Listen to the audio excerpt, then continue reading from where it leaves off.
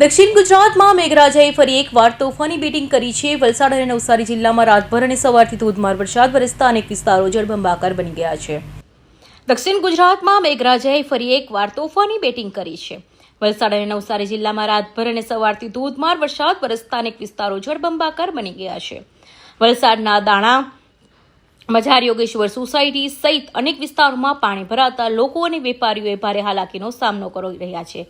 બીજી તરફ નવસારી શહેરમાં રસ્તાઓ, ઘરો અને દુકાનોમાં પાણી ઘૂસી ગયા છે। દમણગંગા નદીમાં 50,000 ક્યુસેક પાણી છોડાતા 21 ગામોને એલર્ટ કરવામાં આવ્યા છે, જ્યારે કાવેરી નદીની જળ સપાટી 20 ફૂટે પહોંચતા બિલીમોરા અને આસપાસના વિસ્તારોમાં ચિંતાજનક સ્થિતિ સર્જાઈ છે।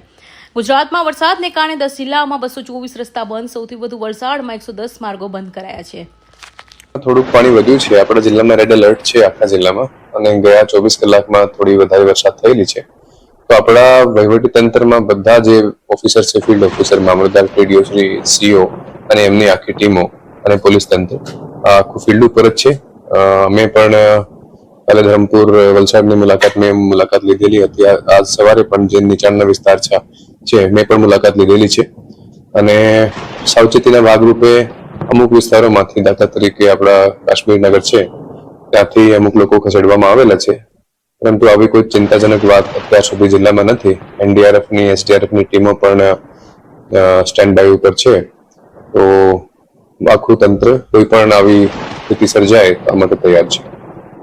ભારે વરસાદને કારણે વલસાડ જિલ્લામાં કુલ 284 જેટલા રસ્તાઓ વાહન વ્યવહાર માટે બંધ કરવામાં આવ્યા છે। સ્થિતિની ગંભીરતાને જોતા જિલ્લા વહીવટીતંત્ર એલર્ટ પર છે અને નીચાણવાળા વિસ્તારોમાં રહેતા લોકોને સાવચેતી રાખવા સૂચના આપવામાં આવી છે। એનડીઆરએફ, એસડીઆરએફની એક ટીમ જિલ્લામાં તૈનાત કરવામાં આવી છે। કૌશિક પટેલનો report, Hind TV news, Surat.